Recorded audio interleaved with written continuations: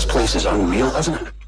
Yeah, actually it's death or glory, but unrealism here too. We're in a whole universe of games, so don't ask me how we got here. Do you remember those shooters you used to love back in the day? Of course you do. Man, those games were cool. Weren't those games great? Boy, were those games ever awesome.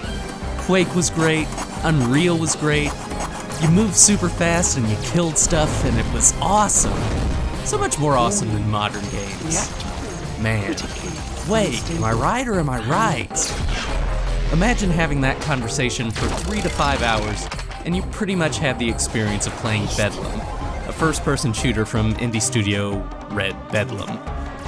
Based on the work of novelist Christopher Brookmeyer, Bedlam is set in a game world where real-life humans have been trapped within its digital boundaries. You play as Heather Quinn, a sassy Scottish lass who inexplicably finds herself stuck inside a 90s PC shooter and has to fight her way toward figuring out how and why she ended up there. The first few levels are convincing approximations of early polygonal shooters, with fast action and even faster walking speeds.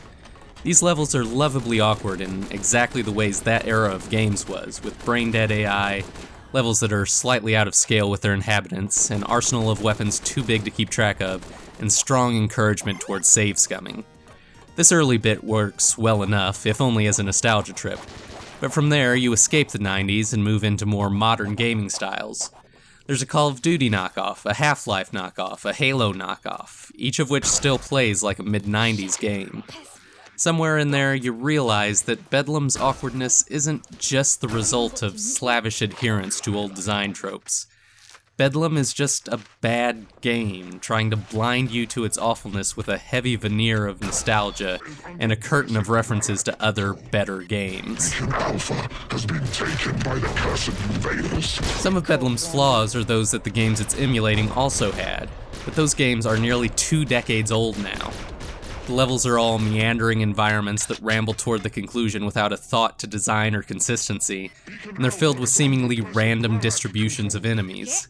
The enemies do little beyond firing at you and walking in your direction. Your arsenal is so completely overcrowded that it's impossible to quickly select a weapon that matches your situation.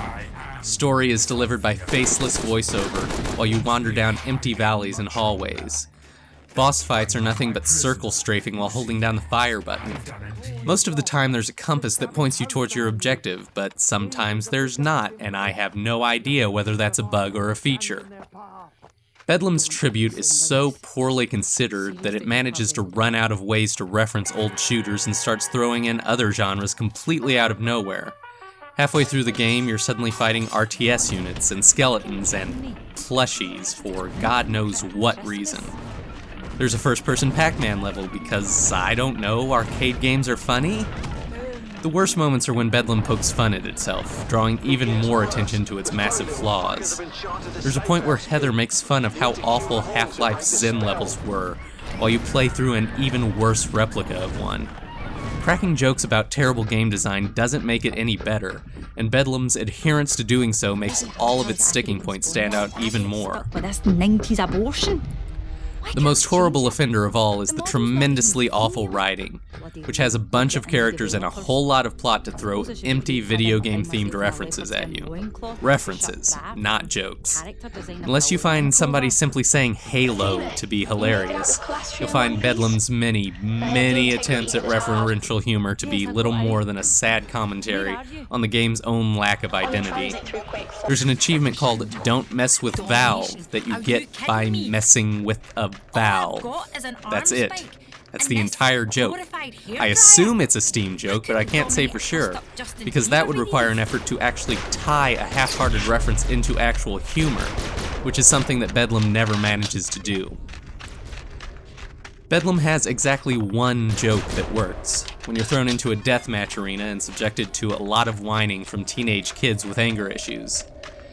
Actress Kirsty Strain does a Wonderful job trying to bring life and personality to Bedlam's protagonist, but she cannot escape the crushing weight of the awful meme-ridden dialogue. Beacon Alpha is under blessed Bralak control. When you drop into the Call of Duty-inspired World War II stage, you soon find yourself wandering in endless circles around a maze of identical environments, while hordes of soldiers spawn from seemingly nowhere and half-heartedly fire on you. And maybe that's the point. Maybe the joke is that there are a lot of mainstream shooters that play like this, and they're mostly really bad. Bedlam certainly spent hours telling me about its own flaws. Don't hate me 'cause I'm awesome. If the message is don't play bad games, I think I can get behind that. Don't play Bedlam.